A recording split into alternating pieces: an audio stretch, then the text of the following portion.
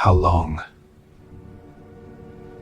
I will never forget the way my hands trembled when I pulled back those silk covers. 37 years of bloodshed. 37 years of building an empire from the ashes of poverty and betrayal. 37 years of watching men beg for their lives at my feet. And nothing, absolutely nothing, had ever made my blood run as cold as what I saw stained across those ivory sheets that November night. The room was silent, except for the rain hammering against the floor-to-ceiling windows of my penthouse. Behind me, the elevator doors had just closed, and I could still smell the gunpowder on my coat from the meeting that had gone wrong in the warehouse district. 3 men were dead because of decisions I had made that evening. Their faces were already fading from my memory, as faces always did in my line of work. But that stain on those sheets, that deep, dried crimson that spread across the Egyptian cotton like a map of something terrible, that image would haunt me until my last breath. My wife, Serafina, stood in the doorway of our bathroom, her raven hair wet from the shower, her green eyes fixed on me with an expression I had never seen before. It was something between terror and resolution, something between confession and defiance. "How long?" I heard myself ask, my voice coming out as a whisper when I had intended a roar. "Have you been lying to me?" She didn't answer. She simply watched me, water dripping from her hair onto the marble floor, creating small puddles that reflected the city lights beyond our windows. And that's when I realized that the man who controlled half the eastern seaboard, the man whose name made judges and politicians tremble, the man who had buried more enemies than he could count, that man was about to have his entire world destroyed by his own wife. But this story doesn't begin with blood-stained sheets and the silence of a woman who had kept secrets for 3 years. No. This story begins with love. Before you continue this journey with me, I want you to do something. Wherever you are watching this from in the world right now, drop your location in the comments below. And if you haven't already, take a second to subscribe to this channel. Hit that notification bell too, because what I'm about to tell you is going to change the way you see trust, love, and the price we pay for the empires we build. Trust me, you don't want to miss a single moment of what comes next. My name is Vesper Dominique, and I was born in the basement of a brothel in a city that no longer exists on any map. My mother was 19 when she had me. She worked for a man named Corsini, who ran every dark enterprise in our district: drugs, gambling, flesh. She had no choice in her profession, and she had no choice in keeping me. Corsini decided that a baby would be bad for business. He gave my mother 2 options: drown me in the river or watch me grow up in the same hell she lived in. She chose to run. For the first 7 years of my life, we moved from city to city, country to country, always looking over our shoulders. My mother taught me to read using stolen newspapers. She taught me numbers by counting the money she made cleaning houses for wealthy families who never asked her name. And she taught me the most important lesson I would ever learn: that in this world, there are wolves and there are sheep, and the only way to survive is to become the wolf before the wolf finds you. She died when I was 8. Tuberculosis, the doctors said, but I knew better. She died from exhaustion, from fear, from a life spent running from monsters while trying to protect a child who she knew would one day become a monster himself. I was placed in a state institution for boys. That's where I met Theron Valtieri. Theron was 3 years older than me, with cold blue eyes and a smile that never quite reached them. He was the king of that institution, the boy who controlled the food, the bunks, the territory in the yard where we were allowed to breathe fresh air for 1 hour each day. The other boys worshipped him. They feared him, and I understood immediately that he was exactly what I needed to become. I approached him on my 3rd day there. I had a split lip and a black eye from the welcome I had received from his lieutenants. I stood before him in the cafeteria, blood still fresh on my chin, and I said words that would define the next 3 decades of our lives. I want to work for you. Teach me everything you know, and one day, I'll make sure you never have to live like this again. Theron laughed. The other boys laughed, but something in my eyes must have told him I was serious, because the laughter died, and he studied me for a long moment before nodding. "All right, little wolf," he said. "Let's see what you're made of." By the time I was 18, Theron and I had built the beginnings of an empire from nothing. We started with small jobs, collecting debts for local criminals, running messages between factions who were too paranoid to use phones, providing protection for underground card games. We were smart, we were ruthless, and most importantly, we were loyal to each other. At least, I believed we were. By 25, I had taken control of the Eastern Territories. By 30, I had consolidated power in ways that hadn't been seen since the old families fell in the 70s. Politicians called me for favors, police commissioners looked the other way, and the families who had once controlled this city either pledged their allegiance to me or disappeared into shallow graves in the Pine Barrens. Through all of it, Theron was at my side, my right hand, my brother in everything but blood. When I slept, he stood guard. When I spoke, he enforced. When enemies rose against me, he put them down with efficiency that made even hardened killers uncomfortable. I trusted him with my life. I trusted him with my secrets, and eventually, I trusted him with the one thing I loved more than power itself. Serafina Ravel walked into my life on a rainy evening in April, 14 years ago. I was attending a charity gala at the Meridian Hotel, one of those events where criminals dressed in tuxedos and pretended to care about children's hospitals while negotiating territory and tribute in the coat room.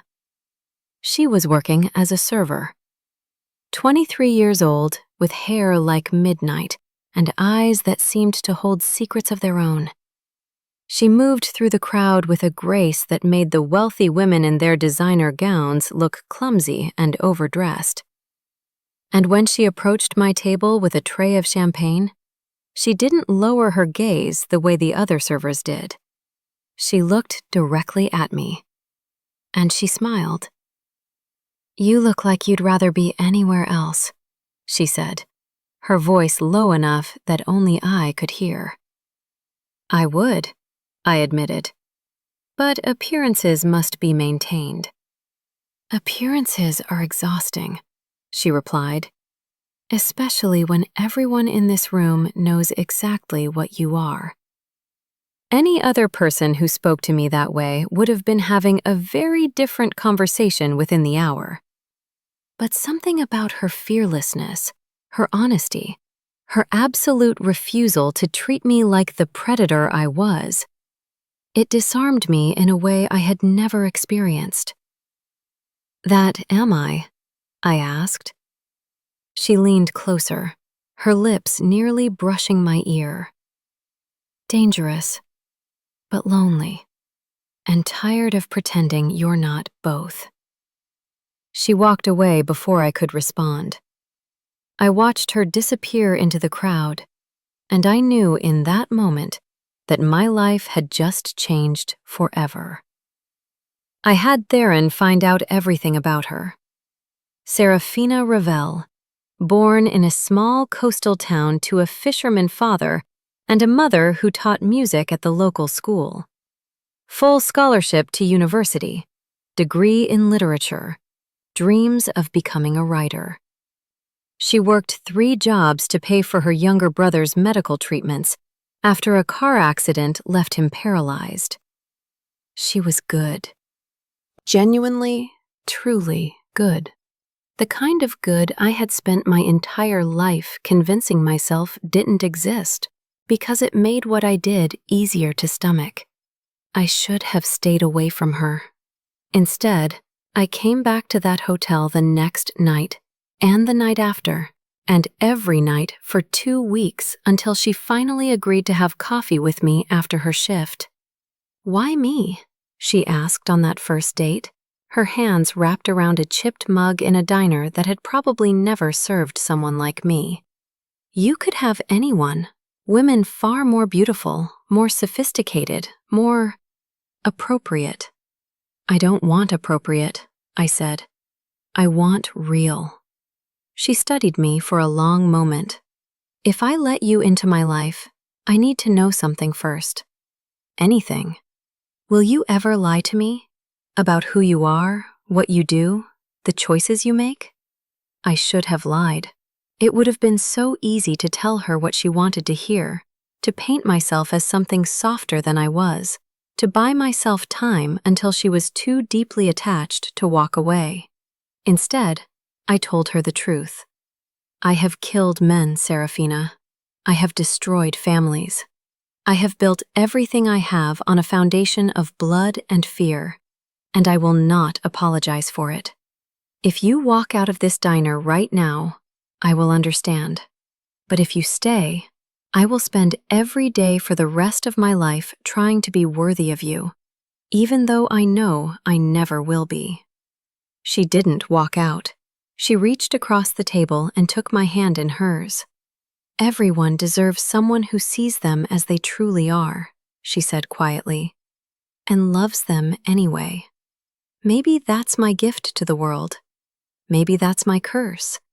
But I'm staying, Vesper. I'm staying because I see something in you that I don't think even you can see in yourself." We were married 6 months later. Small ceremony, no press, no spectacle, no rivals sending flowers laced with hidden messages. Just us, Theron as my witness, and a priest who asked no questions about the scars on my hands. For 7 years, she was my anchor. She was the only person in my world who had no agenda, no angle, no hidden motive. She transformed the cold penthouse I lived in into a home. She read to me from her favorite novels while I cleaned my weapons. She held me through nightmares I would never admit to anyone else. And she wanted a child. That was when everything began to unravel. The conversation about children started on our 5th anniversary. We were at our villa in Corsica, watching the sun sink into the Mediterranean, and Serafina turned to me with that look in her eyes, the one that told me she was about to say something that would reshape our entire existence. "I want a baby," she said simply. "I want to create something with you that isn't built on fear or power. Something pure. Something that will exist long after both of us are gone." I should have said no. Every logical fiber of my being screamed that bringing a child into my world was the cruelest thing I could possibly do. My enemies would see that child as leverage, as a target, as the perfect way to bring me to my knees. 100 faces flashed through my mind, rivals I had crushed, families I had broken, men whose dying words had been promises of revenge against everything I loved. But when I looked at Serafina, at the hope burning so brightly in those green eyes, I found myself incapable of denying her. "Okay," I heard myself say. "Let's try." For the next 2 years, we tried, and failed, and tried again. Doctors were consulted, specialists flown in, every possible intervention explored with the unlimited resources at my disposal. Each negative test, each disappointed morning, seemed to dim something in Serafina that I was desperate to protect. "Maybe this is the universe telling us something," she said one night, her voice hollow in the darkness of our bedroom. "Maybe people like you and me aren't meant to bring new life into the world. Maybe we're only meant to take it." "Don't say that." I pulled her close, feeling the wetness of her tears against my chest. "We'll find a way. I promise you, Serafina. I have never failed to get what I wanted in my life. This will be no different." Looking back, I wonder if those words were a curse. If some cosmic force heard my arrogance and decided to teach me the most brutal lesson possible. 3 months later, she was pregnant. The joy that flooded through me was unlike anything I had ever experienced. I, who had held dying men in my arms without flinching, wept when the doctor confirmed the news. I, who had ordered the destruction of entire bloodlines without a second thought, found myself terrified of everything that could possibly harm a child smaller than my thumb. I became obsessive about security. New protocols were implemented. The penthouse was swept for surveillance devices 3 times daily. Our food was tested by professionals I had flown in from overseas. Even Theron, my most trusted confidant, was subjected to additional scrutiny. Not because I doubted him, but because I doubted everyone and everything when it came to protecting my growing family. "You're going to drive yourself insane," Theron said during one of our meetings, a rare smile playing at his thin lips. "The baby isn't even born yet, and you're acting like the entire world is conspiring against you." "Because it is," I replied.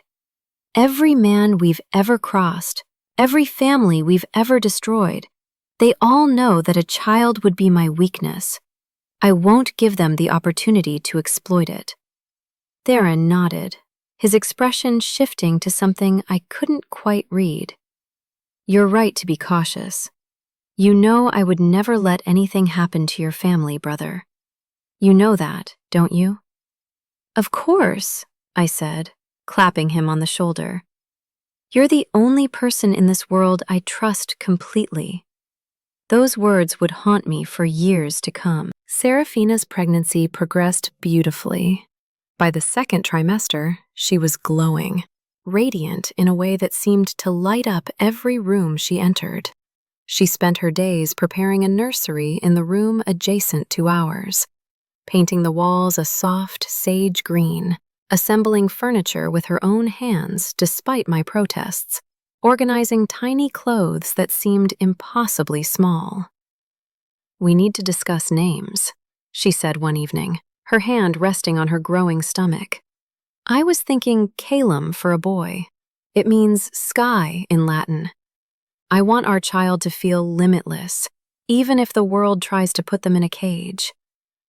"Calum," I repeated, testing the word on my tongue. "I like it. And for a girl?" "Luminara. It means light." I kissed her forehead, overwhelmed by a tenderness that felt foreign in my chest. "Either way, they'll be perfect. They'll be ours." During this time, business demanded more and more of my attention. A new syndicate from the Eastern Territories was pushing into our supply lines, testing our response time, probing for weaknesses. I spent increasing hours away from home, meetings with lieutenants, negotiations with suppliers, the occasional enforcement action that required my personal attention. Theron handled much of the home security in my absence. He would check in on Serafina, ensure her safety, report back to me on her condition. It seemed like the perfect arrangement. He was my brother in all but blood, the man who had stood beside me through decades of war. Who better to protect the most precious thing in my life? "She's doing well," he would tell me during our nightly calls.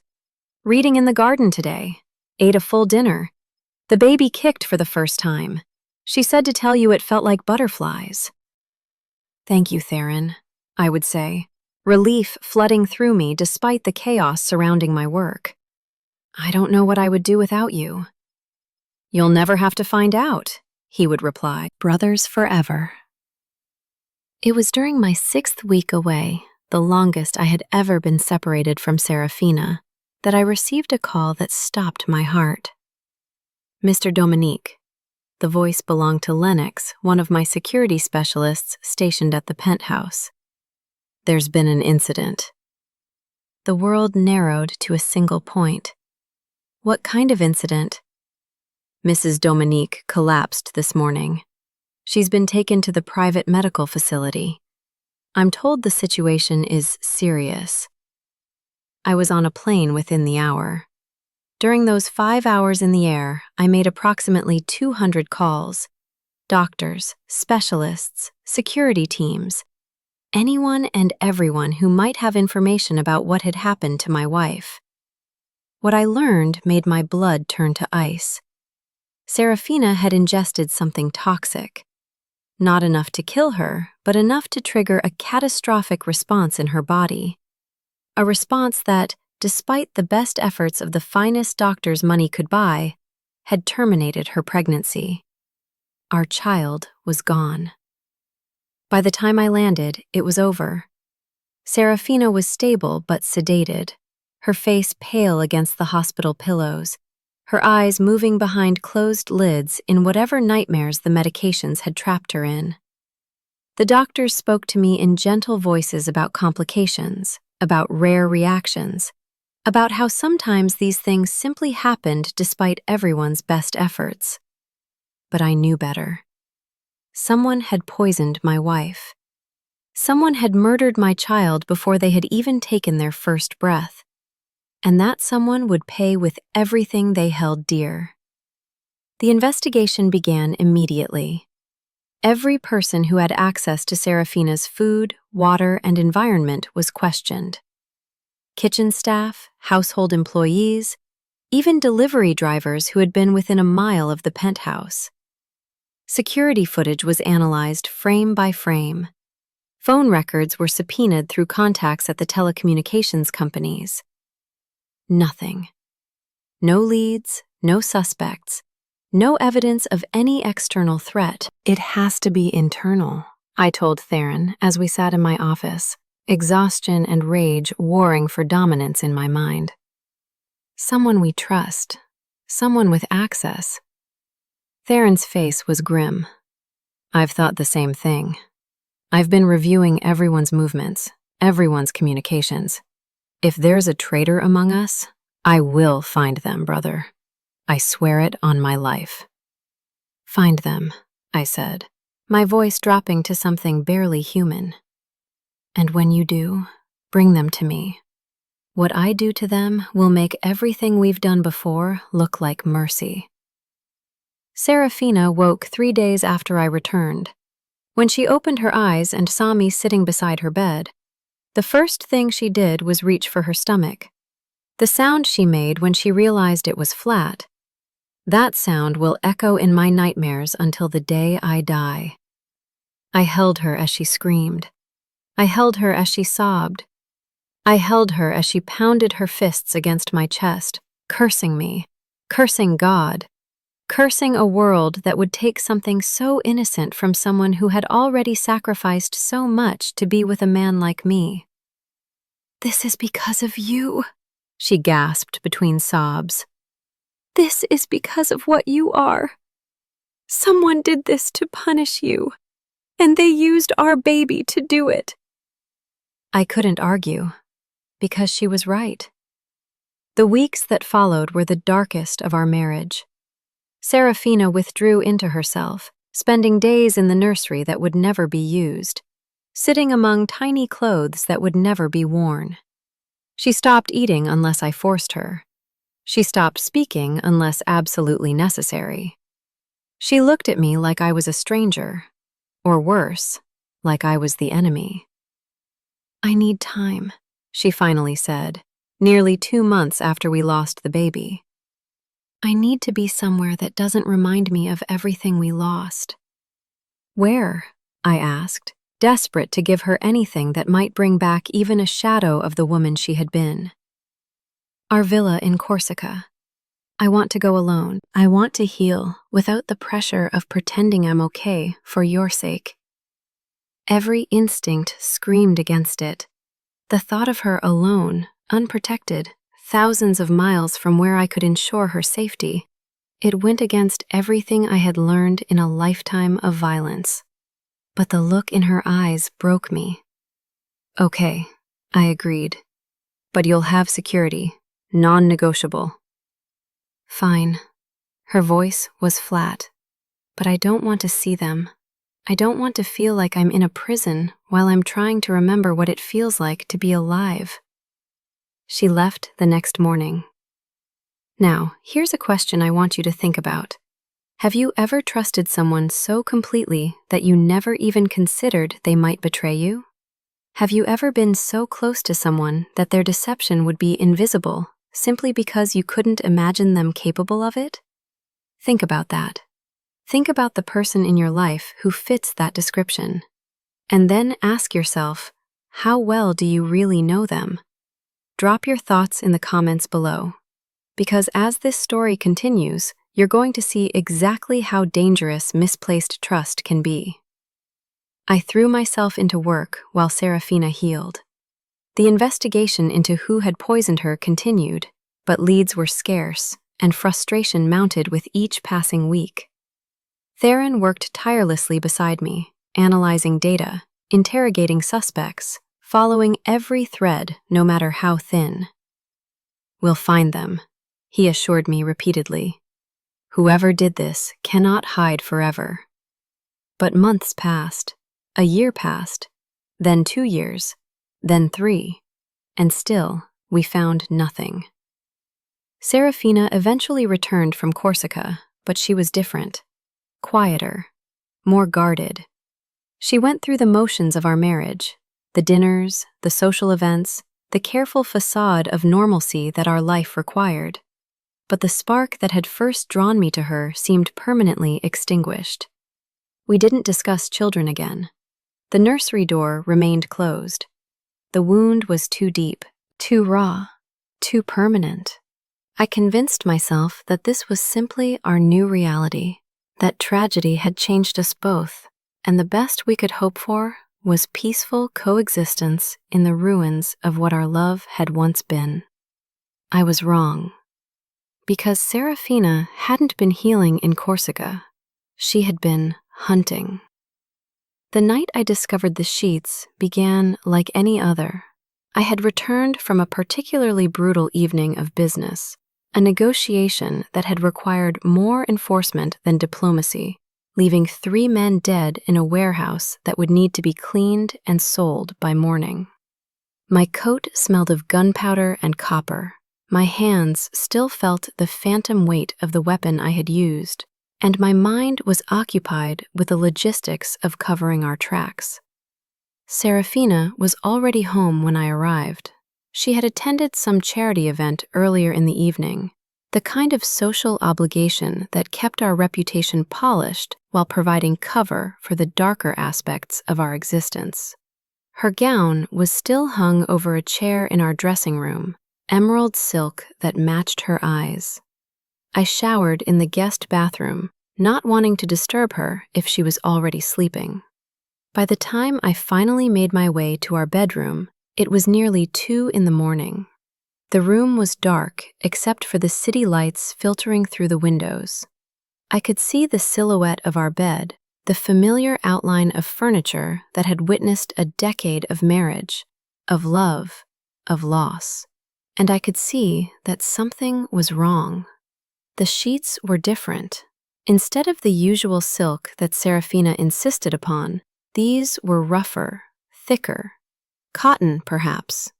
Older, like something pulled from storage rather than purchased from the high-end retailers we typically used. I frowned in the darkness, approaching the bed. Perhaps the staff had made an error. Perhaps there was some explanation I wasn't seeing. I reached for the covers, intending to examine what had changed. And then I saw it. Even in the dim light, the stain was unmistakable. Dark brown now, dried and set into the fabric, but clearly blood. And not just a spot or a smear. A pool that covered nearly a quarter of the sheet, concentrated in the center of the mattress with patterns that suggested a body had lain there while bleeding profusely. My mind went blank.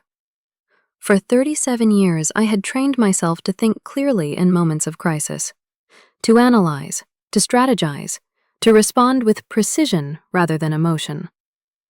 But standing there in my own bedroom, staring at blood-stained sheets that had somehow appeared in the most intimate space of my life, I felt every lesson I had ever learned desert me. "You found them?" Serafina's voice came from behind me. I spun to see her standing in the bathroom doorway, her raven hair wet from a shower, water dripping onto the marble floor. She wore a silk robe, her posture tense, her eyes fixed on me with an expression I had never seen before. "What is this?" My voice came out as a whisper. She didn't answer immediately. Instead, she walked slowly toward me, her bare feet making no sound on the hard wood. When she reached the bed, she stood beside me and looked down at the stained sheets with an expression of profound sadness. "This is what happened while you were gone," she finally said. "3 years ago, while you were fighting a war on the other side of the city, this was happening in our home. The miscarriage." The word felt inadequate, obscene. "You saved the sheets?" "I saved them as evidence." Her voice was harder now, with an edge I had never heard directed at me. "Because I knew you would need proof. And because looking at them reminded me every single day why I couldn't rest until I found the truth." My mind was racing, trying to process what she was saying. "Evidence of what? The doctors said it was a reaction. The doctors said what they were paid to say." Serafina cut me off, her green eyes blazing. "What really happened, Vesper, is that our child was murdered. And I have spent the last 3 years discovering exactly who is responsible." The floor seemed to shift beneath my feet. "You investigated? Alone? Without telling me?" "I couldn't tell you." She moved away from me, pacing to the window where the city lights illuminated her profile. "Because the moment I started looking into what really happened, I realized that the truth was coming from inside your organization, from someone close to you. So close that if I had revealed my investigation, they would have known immediately and covered their tracks permanently." "Who?" The word came out as a growl. "Give me a name and I will—" "You'll what?" She turned back to face me, and for the first time, I saw not the gentle woman I had married, but something else entirely. Something that had been forged in the fires of loss and betrayal. Storm into their home? Kill them outright? And then never know how deep this goes? Never know who else was involved? Never understand why they did it? She was right, and I hated her for it. "Then tell me what you found. Tell me everything." Serafina returned to my side. She reached beneath the mattress and withdrew a manila folder that had been hidden there, thick with documents, photographs, and handwritten notes. "Corsica wasn't about healing," she said, placing the folder in my hands. "It was about investigation, about building a network of my own, people loyal to me rather than your organization, about tracing every person who had access to our home in the weeks before I collapsed." I opened the folder with trembling hands.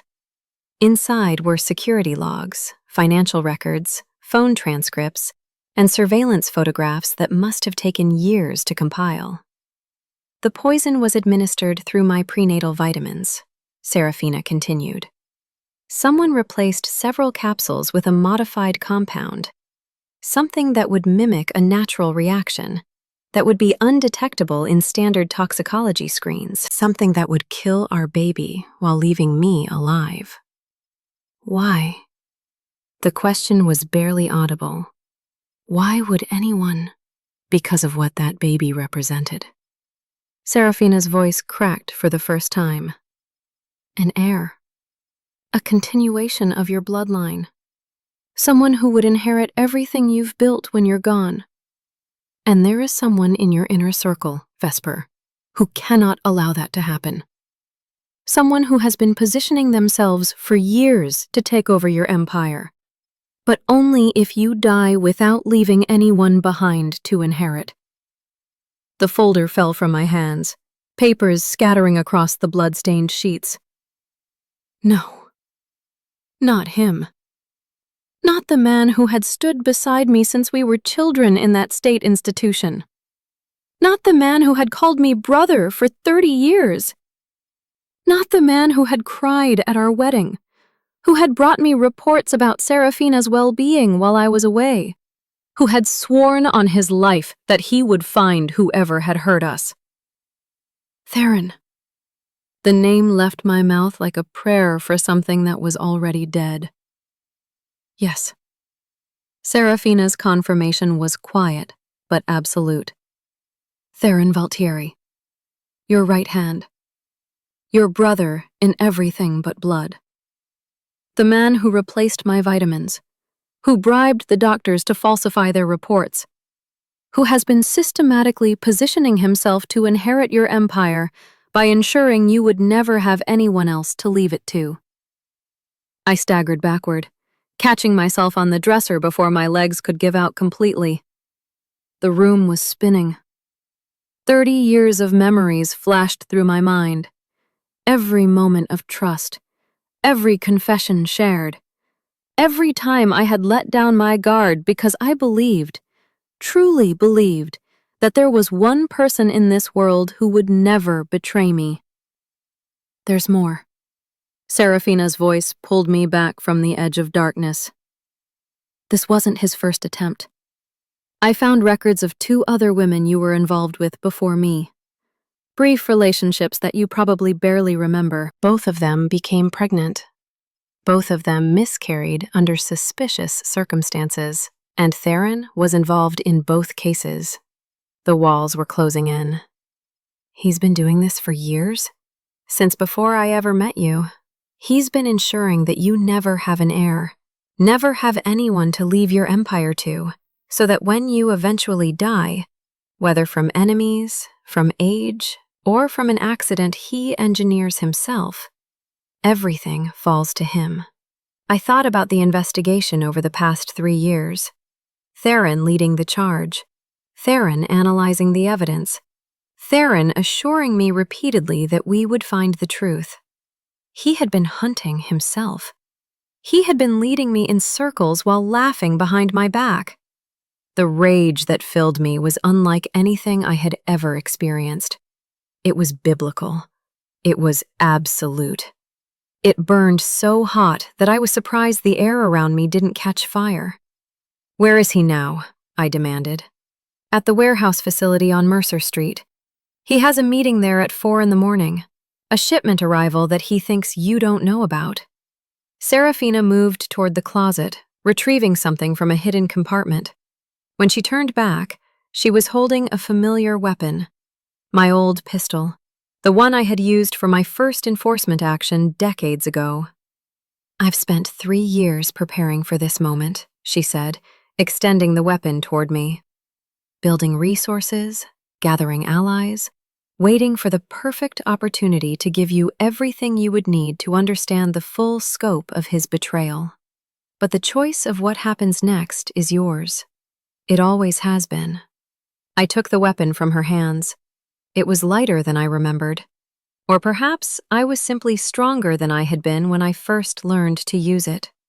You could have told me sooner, I said, checking the magazine with practiced efficiency. You could have come to me the moment you suspected. And would you have believed me? About him? She shook her head. You needed to see it for yourself. You needed the proof to be so overwhelming, so undeniable, that not even your love for him could make you look away. She was right. She was always right.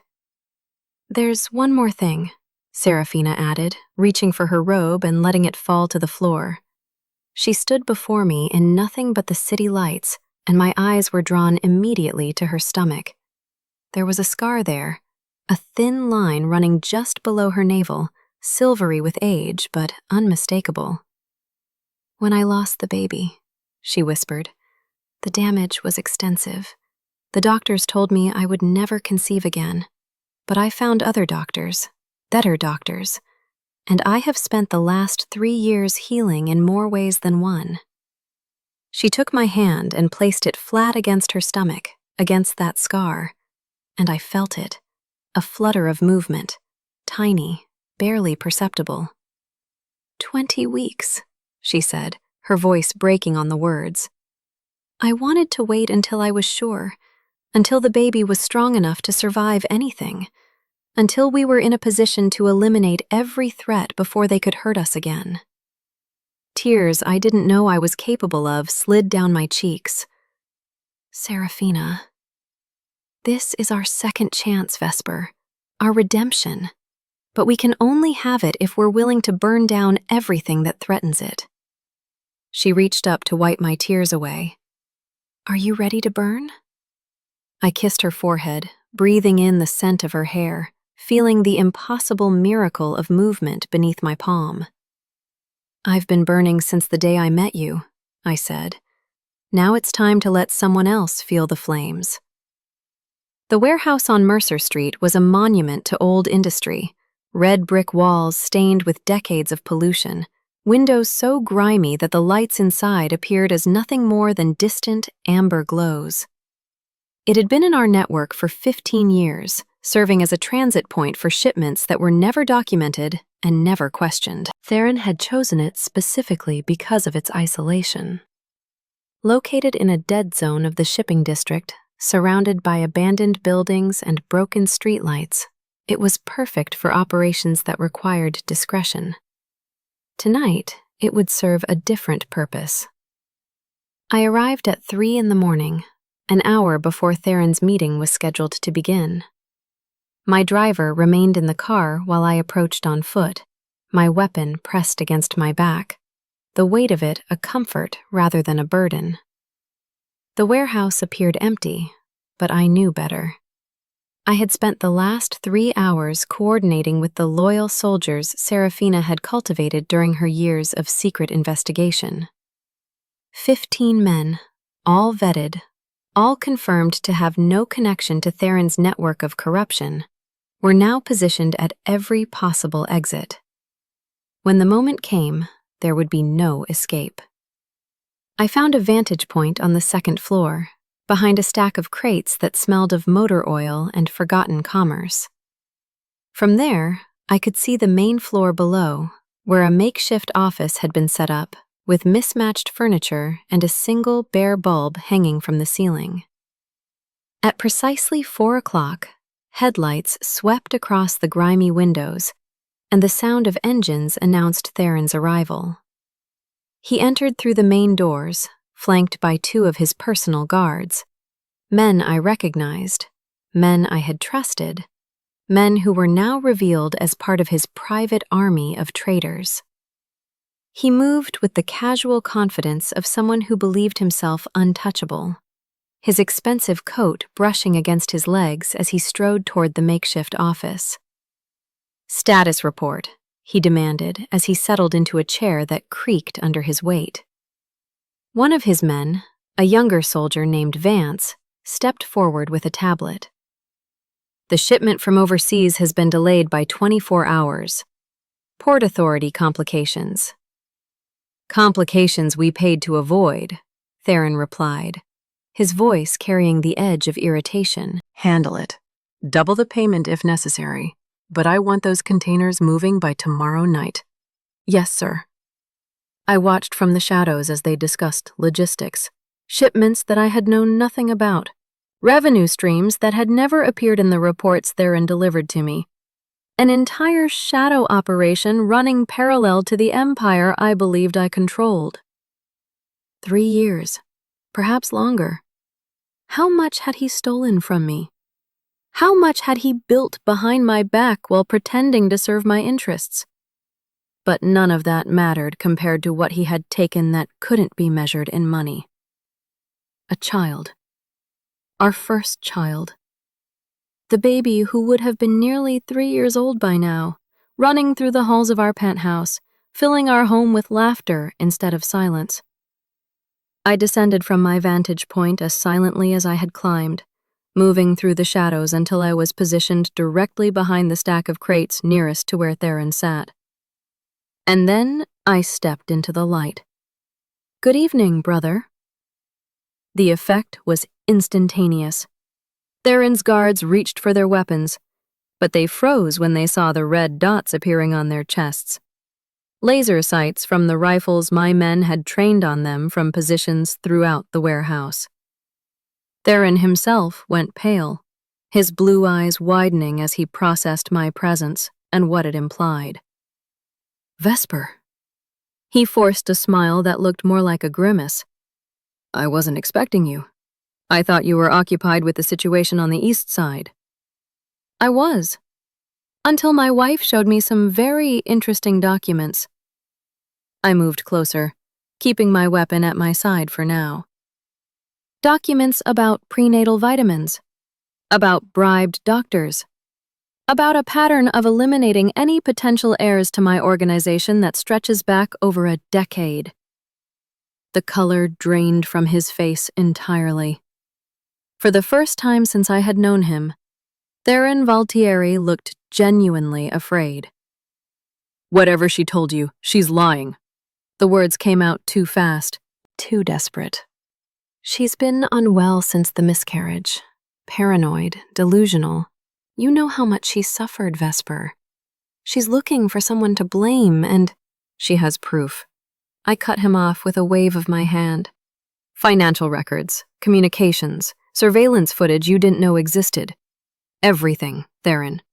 Every piece of evidence needed to prove that you murdered my child. Vesper, please." He rose from his chair, his hands extended in supplication. "You and I, we're brothers. We built everything together. Whatever mistakes I've made, whatever— Mistakes?" The word exploded from me with the force of decades of betrayal.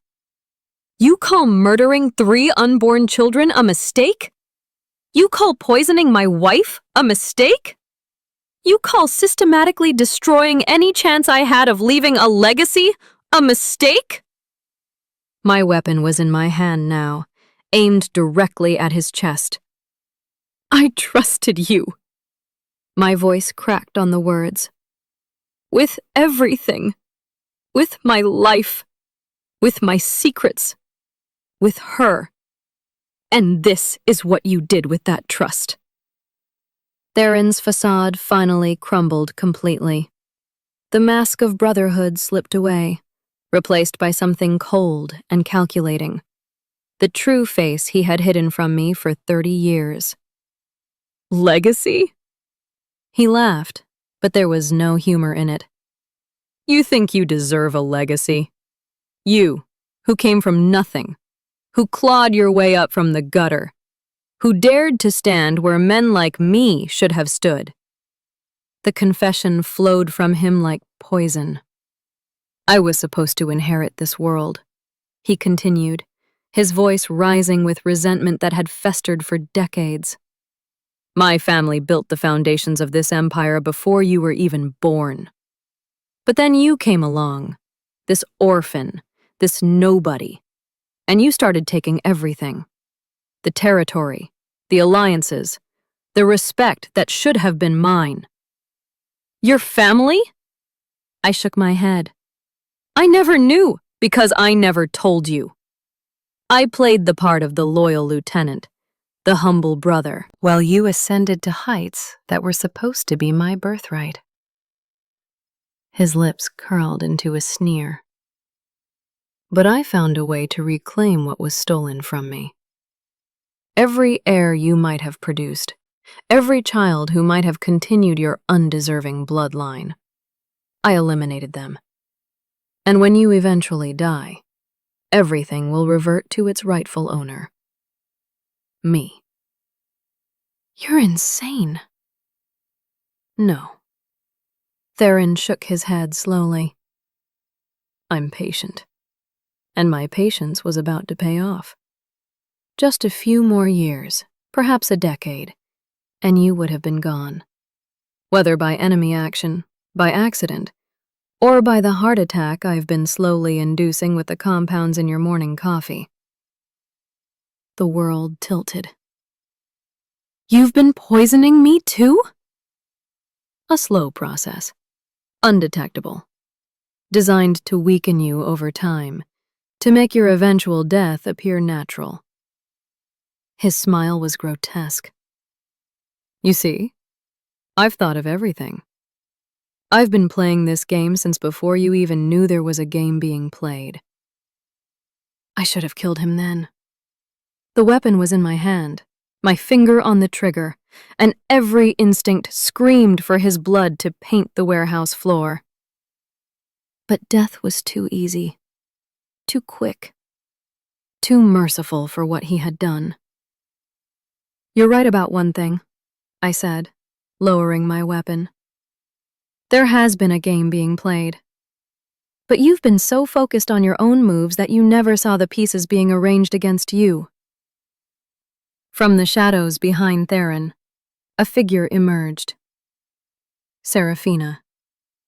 She had entered through a service door while Theron was confessing, moving silently through the darkness until she stood directly behind him.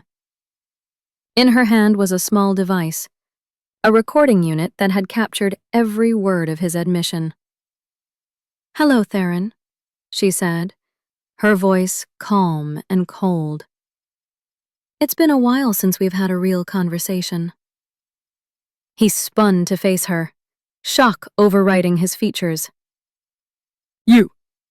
How did you survive what you did to me? Discover the truth? Build an entire network of allies without you knowing? She stepped closer, her pregnant belly visible now beneath her dark clothing. I had excellent motivation. You murdered my child. You almost murdered me. And you spent the last 3 years believing you had gotten away with it while I was simply grieving and broken. She circled him slowly, like a predator examining wounded prey. But I wasn't broken, Theron. I was planning. I was building. I was preparing for this exact moment. The moment when you would stand here, stripped of your power and your secrets, facing the consequences of what you've done. What do you want? Theron's voice was barely a whisper now. All his arrogance evaporated. Money. Territory. I'll give you anything. I'll disappear. You'll never see me again. What I want, Serafina replied, is justice. For my child. For the other children you killed before they could take their first breath. For every moment of grief and rage and devastation that you inflicted on the people who trusted you. She turned to me, her green eyes meeting mine across the distance. But how we achieve that justice is up to my husband. The decision was mine. A quick death or something more fitting. A bullet to the brain, or a descent into the kind of suffering that would make him understand, truly understand, what he had done. I thought about my child, the one I never got to hold, the one whose tiny heartbeat had been extinguished before they ever had a chance to exist in this world. And I made my choice. Take him to the facility in the north, I ordered my men. He will remain there for the rest of his natural life, which I intend to make very long and very uncomfortable. Every day he will be reminded of why he's there. Every day he will understand that the empire he coveted so desperately will never, ever be his. I approached Theron until we stood face to face, close enough that I could see the terror swimming in his eyes. You wanted my legacy, brother. I leaned closer, my voice dropping to a whisper. Here it is. Decades of suffering ahead of you.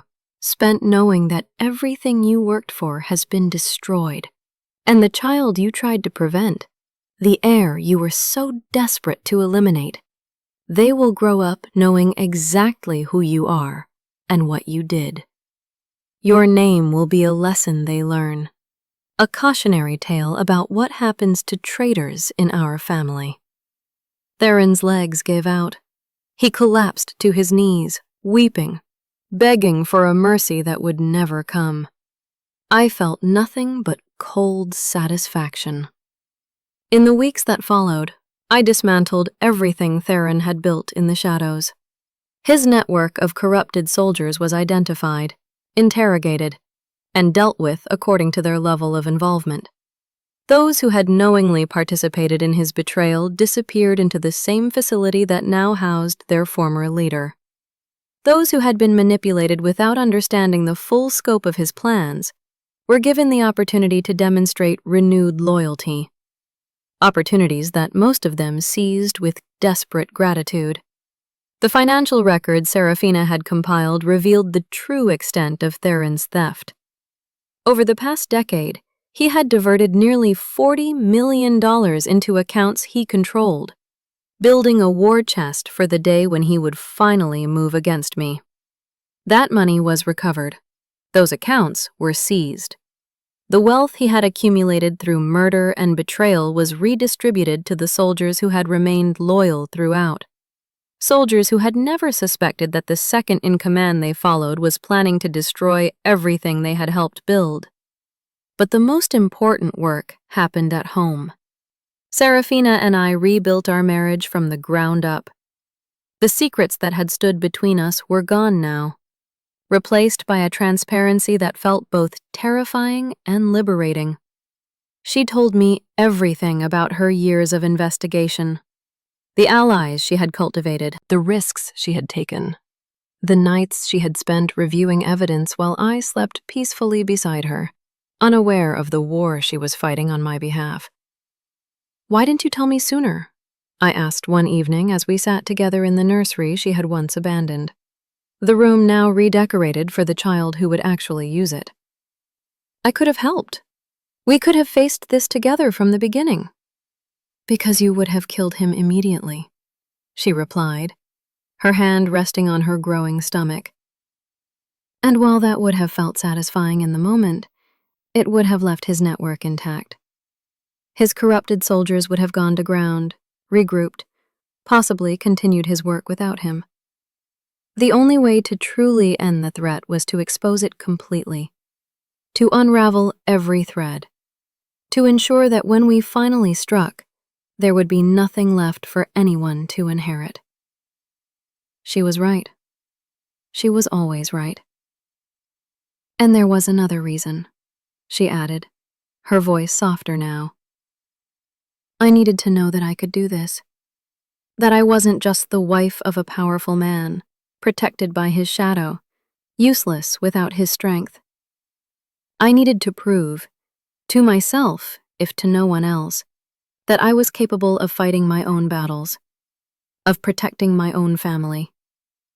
I took her hand in mine. "You never needed to prove anything to me.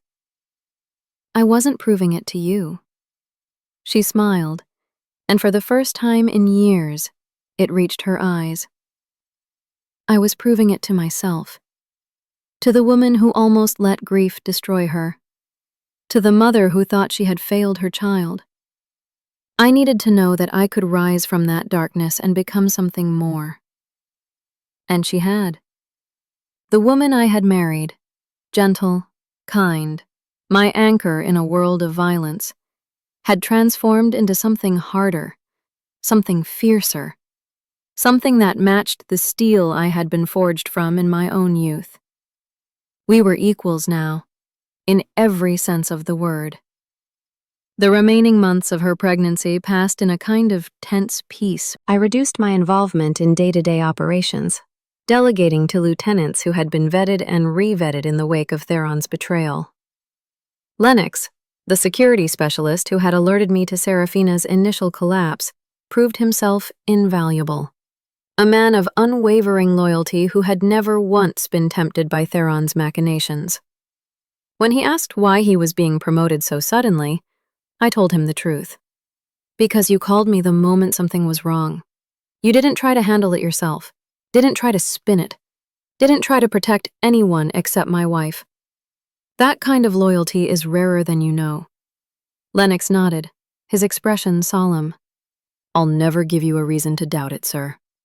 I know you won't, because if you do, you'll find yourself in the same facility as the man who betrayed me.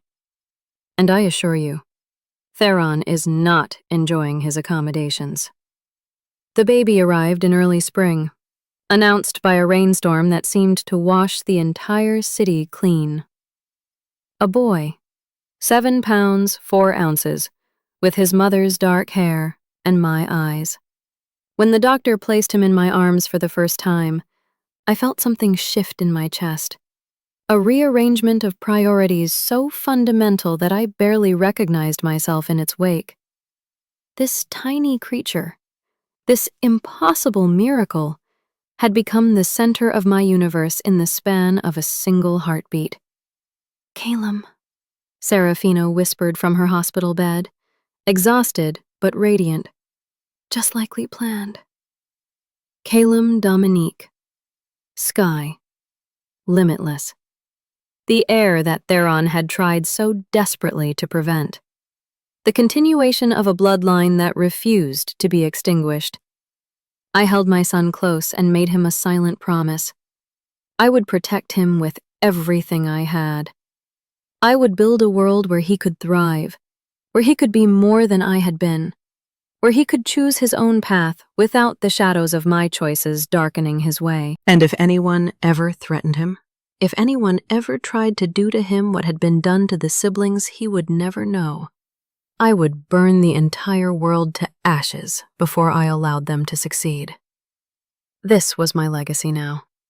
Not the empire, not the power, not the fear I had spent decades cultivating. This child, this family, this second chance that I had never deserved but had been given anyway. 3 years have passed since the night I saw those blood-stained sheets. Calum is a toddler now, running through the halls of our penthouse with an energy that exhausts everyone who tries to keep up with him. He has his mother's curiosity, my stubbornness, and a smile that can melt the hearts of hardened soldiers who have never shown weakness in their entire lives. He visits the garden on the rooftop terrace every morning, where Serafina has planted roses that bloom in colors I never knew existed. He chases butterflies through the pathways, laughs at the fountain that splashes his clothes, and demands to be carried on my shoulders so he can see the city spread out beneath us like a kingdom waiting to be explored. Will he follow in your footsteps? Serafina asked me one evening as we watched him play, the setting sun painting the sky in shades of gold and crimson. Will he inherit everything you've built? Only if he chooses to, I replied. I'll give him the education, the resources, the connections, but the decision will be his. If he wants to be a doctor, a teacher, a painter who lives in a cottage somewhere far from this city, I'll support it. I'll protect him. I'll make sure he can be anything he wants to be, without the weight of my expectations crushing him. She leaned against me, her head on my shoulder. That's the most un-Vesper thing I've ever heard you say. Maybe I'm changing. Maybe becoming a father changes things. Or maybe you've been changing for years, and Calum just gave you permission to admit it. Perhaps she was right. 1. The Empire still exists, of course. Power doesn't simply evaporate because its holder has a change of heart. I still attend the meetings, still make the decisions, still ensure that the organization runs with the efficiency and ruthlessness that have kept us at the top for decades. But I've begun to delegate more, to step back, to allow others to handle the violence that once occupied my every waking moment. Lennox has become my right hand in truth, not just in title. He's proven himself worthy of the trust that Theron so catastrophically abused. Reliable, honest, and completely uninterested in ever sitting in my chair. "I've seen what that chair costs," he told me once. "The weight, the isolation, the target on your back every single day. No thank you, sir. I'm content to serve." Other lieutenants have risen through the ranks, young men and women who see the organization as a business rather than a calling. They're less violent than the generation before them, more interested in legitimate investments and legal enterprises. The transformation is slow, but it's happening. A gradual shift from the blood-soaked foundations I built towards something that might, in time, be passed on to my son without shame. Serafina has found her own purpose in the wake of everything we survived. She established a foundation for women who have suffered pregnancy losses, a network of support, medical resources, and financial assistance that bears no connection to my organization. She pours her energy into it with the same dedication she once applied to uncovering Theron's betrayal. "Every woman deserves someone who believes her when she says something is wrong," she explained when she first proposed the idea. "Every mother who loses a child deserves answers, support, and the assurance that she is not alone in her grief." I watch her work, managing board meetings and fundraising events with an authority that rivals my own. And I wonder how I ever thought of her as simply my wife. She is a force of nature, a woman who was broken by tragedy and rebuilt herself into something stronger than she had ever been before. And Theron? He remains in the facility in the north. I receive monthly reports on his condition, his health, his state of mind, the slow deterioration of a man who once believed himself destined for greatness, but now exists in a windowless room with nothing but his regrets for company. Some would say I should have killed him, ended his suffering, shown the mercy that he never showed my unborn children. But death is an escape. Death is an ending. And what Theron did deserves neither escape nor ending. He will spend the rest of his natural life confronting the consequences of his choices, knowing that every day he draws breath is a day spent in the prison his own ambition constructed. That is justice, or as close to justice as this world allows. Serafina asked me once if I regretted not pulling the trigger when I had the chance. I told her the truth. The only thing I regret is the years we spent in darkness while Theron moved against us unchallenged. The suffering that could have been prevented if we had known sooner. The first child we lost, who should have been 3 years old now, running alongside the brother they would never know. "We can't change the past," she reminded me gently. "We can only shape the future." And that's what we're doing. Caleb's future will be different from mine. He will grow up with love rather than fear, with security rather than violence, with parents who choose to be present rather than absent. He will learn about the empire I built, the choices I made, the blood on my hands that can never be washed away. And he will decide for himself whether to continue my legacy or create his own. Either way, I will be proud of him. Either way, he will be loved. The night I saw those blood-stained sheets, I thought my world was ending. I thought the betrayal I had discovered would destroy everything I had built and leave me with nothing but ashes and revenge. But I was wrong. What I found that night was not an ending. It was a beginning. The beginning of the truth. The beginning of justice. The beginning of a love rebuilt stronger than before, forged in the fires of shared suffering and impossible forgiveness. I am Vesper Dominique, I have killed more men than I can count. I have built an empire on blood and fear. I have made choices that would damn me in the eyes of any righteous judge.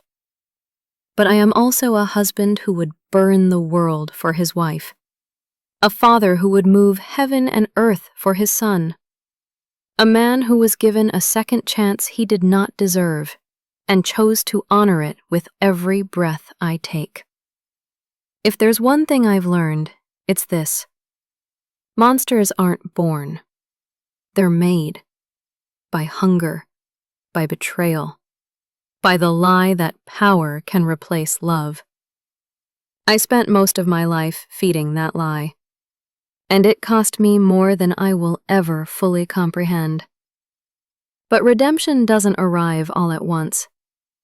It comes quietly, in small moments, in the weight of a sleeping child against your chest, in the steady presence of a woman who knows every terrible thing you've done, and still chooses to stand beside you. Sometimes, late at night, when the city hums below us and Calum is finally asleep, I find Serafina on the balcony, staring out at the lights. There are moments when her eyes go distant, when I know she's thinking about the child we lost, the one whose life was stolen before it could begin. I join her without speaking. I wrap my arms around her, and we stand there together, not trying to fix the pain, not trying to erase it, just acknowledging it, honoring it, because forgetting would be the real betrayal. You know, she said to me once, her voice barely louder than the wind, if that hadn't happened, if we hadn't lost them, I don't know if we would have become who we are now. She was right. That loss reshaped us. It stripped away the illusions. It forced us to confront the truth about the people we trusted, the world we lived in, and the kind of future we wanted to build. Pain didn't break us. It refined us. And maybe that's the cruel irony of life, that sometimes the deepest wounds carve out the space where the strongest love can grow. I still dream about the sheets sometimes, about that first moment of cold horror when I saw the blood and felt my world tilt on its axis. But the dreams don't end there anymore. They move forward. They carry me through the fire and into the light that followed.